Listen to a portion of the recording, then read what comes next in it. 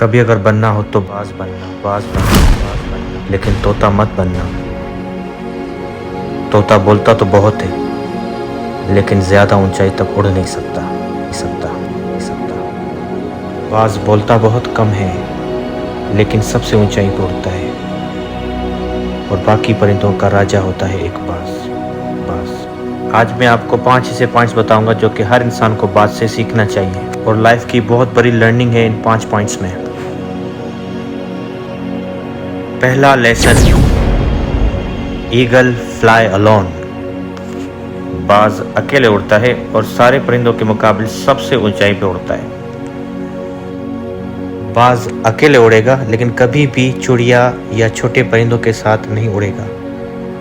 बाज हमेशा या तो बाज के साथ उड़ता है या फिर अकेले उड़ता है, और इससे हमें यह सबक मिलता है कि छोटी सोच वाले लोगों से दूर रहें और अकेला रहें, क्योंकि यही एक वक्त होता है अपने आप को सही जानने का।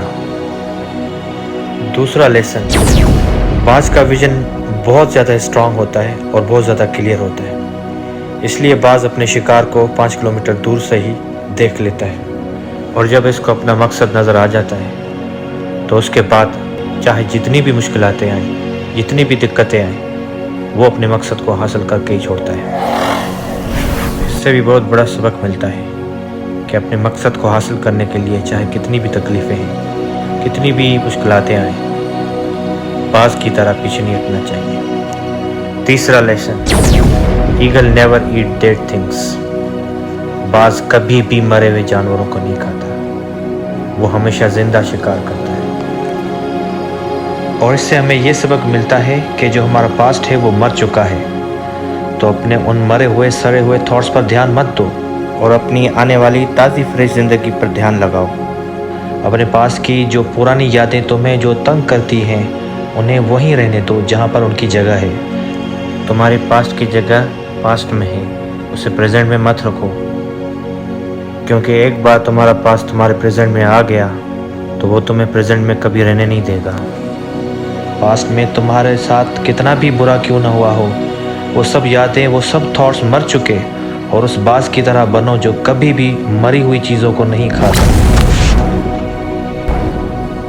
चौथा लेसन, ईगल एक्साइटेड इन स्ट्रॉन्ग। जब आंधी तूफान आते हैं तो बाज बहुत ज़्यादा एक्साइटेड हो जाता है। जब बारिश होती है तो सारे परिंदे छुप कर बैठ जाते हैं, लेकिन बाज को बड़ा मज़ा आता है। जब तेज़ हवाएं चलती हैं तो बाज उन हवाओं के सहारे और तेज़ी से ऊपर की ओर उड़ता है, और ऊपर उड़ते उड़ते इतना ऊपर उड़ जाता है कि बादलों से भी ऊपर पहुंच जाता है। इससे भी एक सबक मिलता है कि मुसीबत में मज़ा ढूंढो, और नेपोलियन हिल ने एक बार कहा था कि हर बार बड़ी मुसीबत अपने साथ एक बहुत बड़ा मौका लेकर आती है, तो उस बाज की तरह तुम भी अपने मौके को तलाश करो, और जिस दिन तुमने मौके को पहचान लिया तो सारी मुश्किलें तुम्हारे नीचे होंगी और तुम उन मुश्किलों के ऊपर होगे। Fifth lesson, eagle remove soft grass from the nest. बाज अपने घोंसलों में से सॉफ्ट ग्रास हमेशा निकाल देता है, ताकि बाज का जो बच्चा होता है वो उसमें कंफर्टेबल ना हो सके, क्योंकि अगर वो घोंसलों में कंफर्टेबल हो गया तो वो वहीं रहना पसंद करेगा, लेकिन बाज ऐसा कभी होने नहीं देता। बाज एक पंछी है, और उसको भी ये बात पता है कि there is no growth in comfort zone. लेकिन हम तो इंसान हैं ना, और इंसान होने के बावजूद भी कई सारे लोग इस बात को नहीं समझते।